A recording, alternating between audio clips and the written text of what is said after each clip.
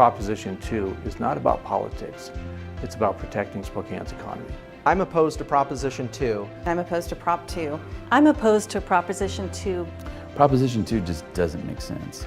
I am opposing Proposition 2. I'm against Proposition 2. I'm opposed to Proposition 2. I'm opposed to Prop 2 because we have to protect Spokane's economy.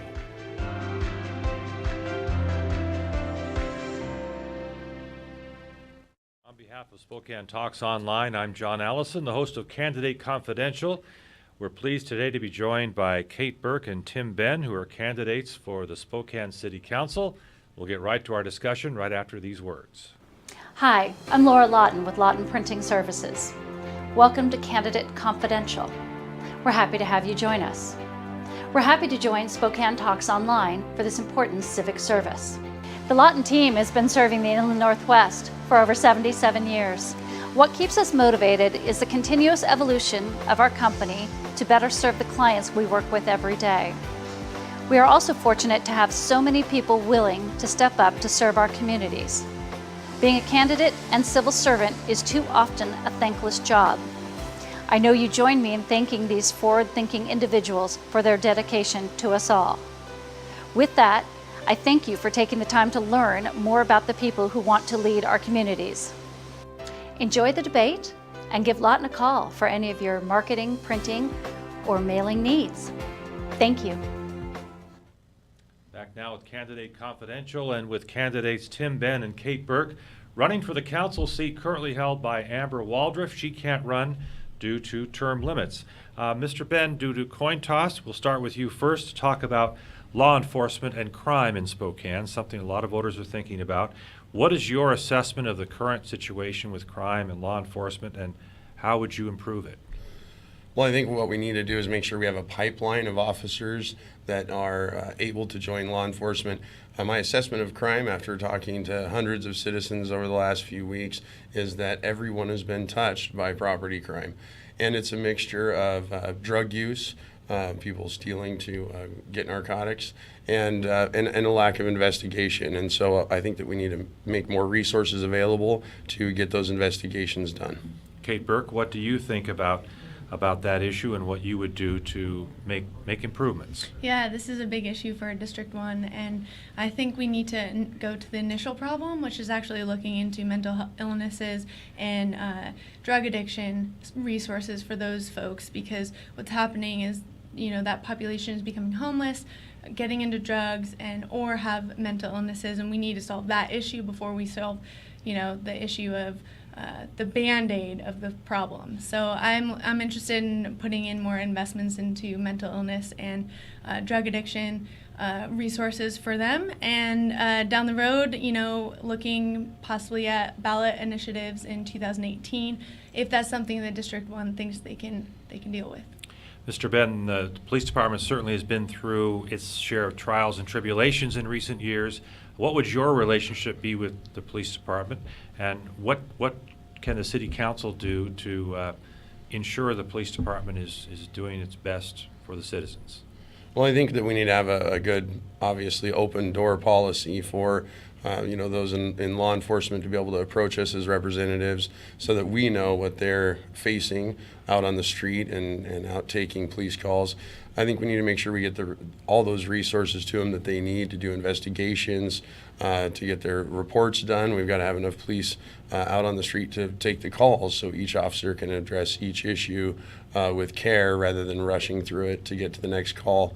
So I think one of the things that we really need to do is reach out to other organizations who train people in law enforcement or social working, and get a community effort going to help our police in finding out where the hot spots are, the criminal activity, why it's happening in certain neighborhoods, and be more specific rather than just, you know, depending on residents to call 911 when there's a problem. I think we need to start getting to the root problem and cause of the crime. And I really do feel that the police are struggling to deal with all the calls that they have, and that drugs are a big problem of it. And so stopping the flow of drugs into the cities would be an important approach. Ms. Burke, and your assessment of the current relations between the council and the police department, and what things you would do, what visions you would have? Yeah, first and foremost, we don't have a contract with the police guild, and that's a problem I see in this community. We need to make sure that we're doing that that builds trust, that builds community between the two entities, and we don't have that right now. So it's something that I've committed to working with the police force on, the police guild on. If I get on council, and they have invested in my campaign, so I know that they believe in me, and I'm really interested in working with them, building that relationship, and figuring out how we can help each other out. We've had hard conversations at times. I mean, things that are happening in the media are affecting the police department, and I think it's really important that we look at those and figure out how we address the concerns of the citizens and still have a police guild that can be successful. And Ms. Burke, next question for you would be regarding sort of the everyday function of a city. Utilities. I would say that probably the number one thing on most people's minds is roads. Been a lot of effort to try to fix the roads in Spokane, but there's a lot of work still to be done. What's your assessment of the current state of that, and what ideas do you have to even further the progress? I mean, I think you hit the nail on the head. Roads are a big issue. They always have been in Spokane. As a doorbell, recently, people have been very excited with the road construction happening. They're excited that there's actually progress happening, and something that I want to make sure that we're keeping up for the folks in Northeast Spokane, that they're getting that fair share of their taxes back to them, so that they're getting their roads done, so they can get to work and have a successful life over there. I believe we are investing in the roads. I think we need to take a deeper look into who we're contracting with, making sure that they're using great materials so that we can keep our roads here longer and be a little bit more proactive. Do you have new ideas, Mr. Benn, on how to tackle the roads in the town? Well, we definitely have poured in a lot of resources. The voters approved the largest road bond in history, $500 million investment that folks want to put into our roads. We also have a $20 car tab fee that goes into the roads, and I do think that we need to make sure we're getting proper road maintenance standards followed. We do have heavy winters here in Spokane, and so we need to have the roads designed to take that freeze-thaw effect that we get, so we don't just have the same potholes in the same roads. I think we're spending more money chasing after bad roads than just getting the job done right the first time, having the application done in more of a standard oriented way where we have the thickness that will stand up to our winters, so that we save money and get longer use out of those roads. Ms. Burke, another everyday, I guess, utility that people use, maybe don't think about or appreciate as much as they should, is water. Yes. Okay? So not only access to water, but dealing with stormwater and sewer. Certainly major projects around town for these giant tanks going in. What are your thoughts about the state of water service in the city, both on access and on the other end of sewer and runoff? Yeah, well, I think we're doing an okay job. I'm interested in working with investing in incentives for the low-income folks and folks with disabilities to make sure that their water bills are becoming lower and lower by their water use. That's something that I think we could focus on as the city. I do love all of the drainage happening in the city with the basins that are catching the water, the storm drain stuff, and I think it's really important that we be proactive on that, so that's not going into our river, which is a big entity in the Spokane City area. So we have some work to do, but I think overall we're going in the right direction. Okay, Mr. Benn, your ideas about water delivery, water cleanup. Well, I think that we're doing a great job with our combined sewer overflow tanks that we're installing. I think we've become actually a national model on how to get that done, so that our, the process down close to the river, we're making sure that, it's good water going back into the river instead of sewage and mixed materials from the sewer. I think on water delivery, one of the things that we had a problem with as a city is that we were losing about 20% of the water that we were pumping because of old pipes and rotten infrastructure under our roads. And I think we are making some strides in that area, but I think we need to do a little bit more work making sure that when we do a major reconstruct on a road, that we're replacing all of the utilities underneath, and so that we can keep that water going to the customers instead of causing sinkholes under our streets. So I think we just need to stay focused on that and make sure that we're assessing those utility lines before each project, so we get things replaced when we tear up the road. And Mr. Burke, I think for both of you, we'll start with you. There seem to be many signs that Spokane is on the verge of a major change in terms of population. People seem to be moving here. We look at the Kendall Yards development, and and other signs, housing prices rising. What do you see in terms of, what is your vision for the next 5 to 10 years of Spokane? What do you see this community becoming? And if it is growing, how do we keep it from exploding and instead blossom? Well, I think we already have a shortage right now in single-family residences and apartments available. I think we're below 1% availability in housing. I think we need to incentivize the small developers, not just the big developers like with Kendall Yards. That's a great housing opportunity for some, but we need to start filling in some of these vacant lots that have been vacant for many years, where a house had been burned down or beyond repair and was torn down, so that we can get that infill, get better aesthetics in our neighborhoods, so we don't have those vacant lots just full of weeds, and so that'll improve the quality of life. And we need to make sure that we're adding on to the edges of the city where there's vacancies, rather than annexing too far out. As far as controlling the population, I think we're at a comfortable growth. The projections are pretty comfortable. I think that we need to make sure that we have enough jobs and the infrastructure in place to accommodate that growth, though. And Ms. Burke, if you look ahead 5 years, 10 years, what is your vision for growth and how to handle it? Yeah, I think if we use this to our advantage, we can really make great strides in our economic development here in Spokane. Right now, our economy is booming in Washington State. We have investments in transportation, education, all sorts of really important things for our communities. And with the growth in Spokane, if we can be proactive and anticipate the growth, have transportation alternatives for folks so we're not congesting our traffic, our roads. We have investments for jobs for folks moving here, and we have housing, affordable housing and apartment dwellings for people to come into and land successfully. I think we could really have a booming economy, and we're already moving in that direction.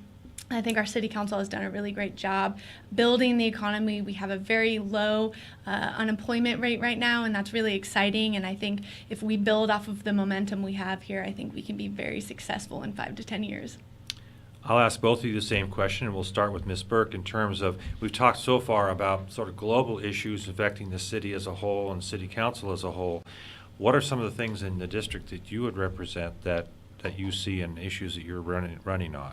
I think we can all say infrastructure. We're lacking good roads, sidewalks, crosswalks, investments in our parks, things like that. But I think a big thing in our environment is we've got a large youth homelessness population, and that's something I want to focus on. I have a lot of compassion for those folks, and I think a lot of them are terming out of foster care youth and becoming adults and not having a successful leap into adulthood. So how could we be more proactive in that? So our citizens are becoming successful, and we're not having to take care of them at the end of the road. We're now taking care of them at the beginning of the road and giving them a successful platform to start their lives. So that's something I'm really interested in investing my time and energy in. And as well as making sure we successfully work on the opioid problem epidemic that we've got in our communities. There's a lot of ways to address that issue, and I think we can't turn our backs from those folks, because that just allows them to fall on the backs of our police officers, and that's not where they should be. It's a city issue, and we need to focus on that. And Mr. Benn, where would you put your efforts in a district-specific way if you're elected? Well, district-specific, definitely roads are important.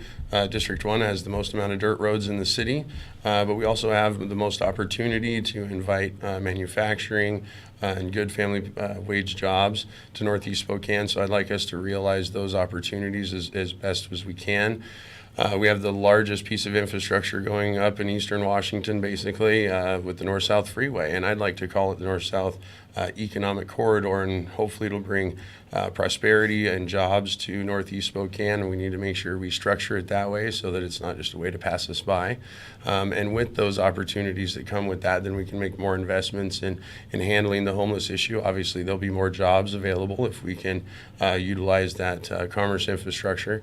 And then, of course, property crimes and public safety. We need to give officers the resources and have the public education out there about the positive policing that's happening in our community, and try to steer folks away from drugs as much as possible, because that is another avenue in how people become homeless, is drug addiction. So I think we have to make sure that the resources are put into the right place. Now, you've both talked a little bit about homelessness. That's certainly an issue that's become more visible in this town in the last 12 or 15 months. What would you do on the council immediately in a frontline effort to address homelessness? Mr. Burke, we'll start with you, or Mr. Benn, start with you. Well, I'd like to have more open discussions with the leaders in the community that are helping with the homeless, whether it's faith-based community and Catholic charities, and there's a number of different churches that are helping, and I think we need to get everyone talking and finding out which populations are best served in the homeless community, and how is the homelessness caused from mental illness and the lack of state dollars coming into the mental institutions to help the mentally ill? Is there self-medication going on that we need to be addressing? The flow of drugs in our inner city, and then I think we just need to plan to have more opportunities for folks. And actually, a few years ago, I shared with the mayor and some other officials a program that's been tried down in Albuquerque. That's a frontline approach in getting with the homeless people and finding out what their issues are, getting them the resources, and if they're able to work, providing them with a job, helping clean the city, and then moving on from there, find employers that will take them on after they become productive, and you get them into a place to live, constant supply of food, and then get them back into the workforce to where they can be productive and capable. Ms. Burke, what are your ideas immediately in the problem? Yeah, I think transitional housing is really important.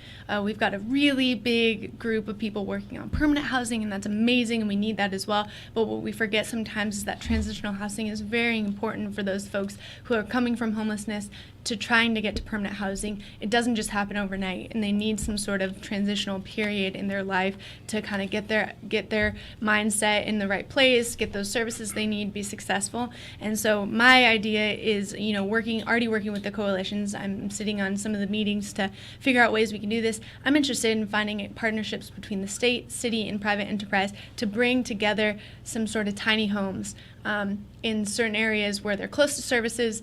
They can house people through a transitional phase, get them services they need so that we can get them back on their 2 feet with successful, services. So that's something that I'm really interested in doing, and already starting kind of the forefront of it, looking for capital dollars at the state level, looking for a nonprofit that would be willing to raise those capital dollars to also have a city investment as well, and kind of just get everybody involved in solving this issue in our community.